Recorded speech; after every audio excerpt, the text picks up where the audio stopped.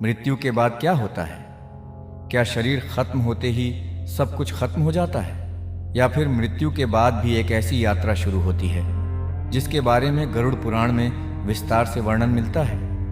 गरुड़ पुराण के प्रेतकल्प में मृत्यु के बाद की अवस्था, पिंडदान, श्राद्ध और आगे की यात्रा से जुड़े कई वर्णन मिलते हैं। आज हम इन्हीं वर्णनों के आधार पर समझेंगे मृत्यु के बाद शुरुआती 12 दिनों को लेकर गरुड़ पुराण में क्या बताया गया है। लेकिन एक बात शुरुआत में साफ कर दूं, ये वीडियो गरुड़ पुराण में वर्णित धार्मिक मान्यताओं और कथनों पर आधारित है।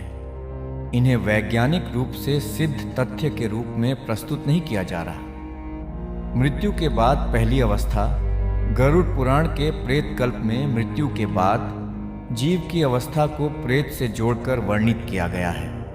मृत्यु के बाद किए जाने वाले पिंडदान और श्राद्ध कर्मों का इस अवस्था से विशेष संबंध बताया गया है। गरुड़ पुराण में यह भी वर्णित है कि जब तक प्रेत का शरीर पूर्ण रूप से निर्मित नहीं होता, तब तक वह श्राद्ध से उसी प्रकार तृप्त नहीं होता। 10 दिनों के कर्मों से उसकी तृप्ति का वर्णन मिलता है। अब सवाल है, ये शरीर बनता कैसे है? यहीं से कहानी और भी रोचक हो जाती है। पहला दिन शुरुआत गरुड़ पुराण के एक विस्तृत वर्णन में 10 दिनों के पिंडों को प्रेत के शरीर के निर्माण से जोड़ा गया है। पहले पिंड से सिर के बनने का वर्णन मिलता है, यानी धार्मिक वर्णन के अनुसार मृत्यु के बाद की इस अवस्था में पिंडदान को एक नए शरीर के निर्माण की प्रक्रिया से जोड़ा गया है, और यह सिर्फ शुरुआत है। दूसरा दिन शरीर का अगला हिस्सा दूसरे पिंड के साथ शरीर के कुछ और अंगों के बनने का वर्णन आता है। पाठ के अनुसार कान, आंख और नाक जैसे अंगों से इसका संबंध बताया गया है। इस तरह प्रत्येक पिंड को उस सूक्ष्म शरीर के निर्माण की एक अवस्था के रूप में वर्णित किया गया है। तीसरा दिन गर्दन, कंधे और छाती तीसरे पिंड के साथ गर्दन, कंधे, बाहें और छाती के निर्माण का वर्णन मिलता है। यानी गरुड़ पुराण के इस वर्णन में शरीर धीरे धीरे पूर्णता की ओर बढ़ता हुआ बताया गया है। लेकिन अभी यह शरीर पूरा नहीं हुआ है। चौथा दिन शरीर का मध्य भाग, चौथे पिंड के साथ नाभि और शरीर के कुछ अन्य अंगों के निर्माण का वर्णन मिलता है। यहाँ ध्यान देने वाली बात यह है कि ये बातें गरुड़ पुराण के धार्मिक वर्णन का हिस्सा है। इन्हें आधुनिक चिकित्सा या विज्ञान के अनुसार शरीर बनने की प्रक्रिया नहीं समझना चाहिए।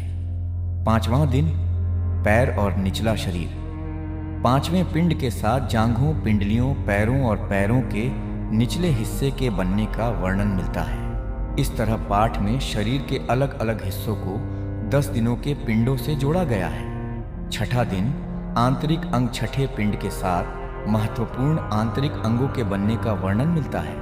अर्थात गरुड़ पुराण की कथा में अब तक सिर, इंद्रियों से जुड़े अंग, छाती, बाहें और पैरों के बाद शरीर के अंदरूनी हिस्सों का भी वर्णन आता है। सातवां दिन नसें सातवें पिंड के साथ नाड़ियों, नसों और शरीर की आंतरिक संरचना से संबंधित निर्माण का वर्णन मिलता है। यानी शरीर के इस धार्मिक वर्णन में अब उसकी आंतरिक व्यवस्था को भी पूर्ण किया जा रहा है।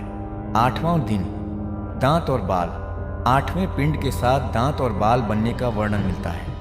यह सुनकर शायद आपको हैरानी हो, क्योंकि यहाँ गरुड़ पुराण शरीर के निर्माण को बहुत बारीकी से अलग अलग चरणों में बताता है। नौवां दिन शरीर के द्रव, नौवें पिंड के साथ रक्त, शरीर के द्रव और वीर्य आदि से संबंधित निर्माण का वर्णन मिलता है। अर्थात अब तक शरीर के लगभग सभी महत्वपूर्ण हिस्सों के बनने की प्रक्रिया को इस धार्मिक वर्णन में पूरा किया जा रहा है। 10वां दिन शरीर की पूर्णता, और अब आता है 10वां दिन। गरुड़ पुराण में वर्णित क्रम के अनुसार 10वें पिंड तक इस नए शरीर की पूर्णता और भूख की तृप्ति से संबंधित वर्णन आता है। एक अन्य श्लोक में कहा गया है कि जब तक प्रेत का शरीर बना नहीं होता, तब तक वह श्राद्ध से तृप्त नहीं होता, और 10 दिनों के कर्मों से उसे तृप्ति मिलती है। यानी 10 दिन की यह प्रक्रिया गरुड़ पुराण के वर्णन में बहुत महत्वपूर्ण है। 11वां दिन अब आता है। 11वां दिन गरुड़ पुराण में 11वें दिन के श्राद्ध का उल्लेख मिलता है, और एक महत्वपूर्ण वर्णन में कहा गया है कि 11वें और 12वें दिन प्रेत 2 दिनों तक ऑफरिंग्स ग्रहण करता है। इसीलिए इन दिनों किए जाने वाले धार्मिक कर्मों को इस परंपरा में विशेष महत्व दिया जाता है। 12वां दिन। अब आता है 12वां दिन। गरुड़ पुराण के एक अध्याय में सापिंडीकरण यानी मृत व्यक्ति को पितृवर्ग के साथ जोड़ने वाले संस्कार का वर्णन मिलता है। एक स्थान पर 12वें दिन सापिंडीकरण को विशेष रूप से प्रशस्त बताया गया है। उसी अध्याय में यह भी कहा गया है कि अर्षियों द्वारा इसके लिए अलग समय विकल्प बताए गए हैं, जैसे 12वां दिन, 1 पक्ष, 6 महीने या 1 वर्ष। इसलिए यह कहना ज़्यादा सही होगा कि गरुड़ पुराण में 12वें दिन सापिंडीकरण का विधान मिलता है, लेकिन सभी परिस्थितियों के लिए केवल एक ही समय बताया गया है, ऐसा कहना सही नहीं होगा। सापिंडीकरण के बाद प्रेत नाम अवस्था के समाप्त होने का भी वर्णन मिलता है, लेकिन इसके बाद क्या? अब तक हमने सिर्फ शुरुआती दिनों की बात की, लेकिन गरुड़ पुराण की कथा यहीं समाप्त नहीं होती। इसके बाद मृत्यु के बाद की आगे की यात्रा, कर्मों के परिणाम और यम से संबंधित वर्णन भी आते हैं। गरुड़ पुराण में अलग अलग कर्मों के परिणामों और मृत्यु के बाद की गति का विस्तृत धार्मिक वर्णन मिलता है।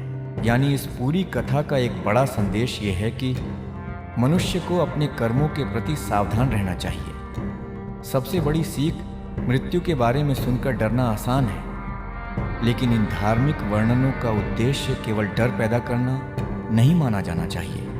इनसे हमें एक बात जरूर सीखने को मिलती है, जीवन जब तक है अच्छे कर्म करते रहना चाहिए, क्योंकि धन, शरीर और दुनिया की बहुत सी चीज़ें यहीं रह जाती हैं।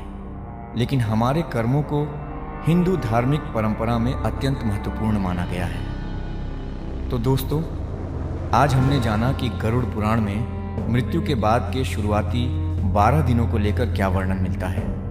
पहले 10 दिनों के पिंडों से जुड़े शरीर निर्माण के वर्णन से लेकर 11वें और 12वें दिन के श्राद्ध और ऑफरिंग्स तक, और फिर सापिंडीकरण से जुड़ी परंपरा तक, गरुड़ पुराण में मृत्यु के बाद की अवस्था को लेकर काफ़ी विस्तृत वर्णन मिलता है। लेकिन यह याद रखिए, ये गरुड़ पुराण में वर्णित धार्मिक मान्यताएं हैं, वैज्ञानिक रूप से प्रमाणित घटनाओं का दावा नहीं।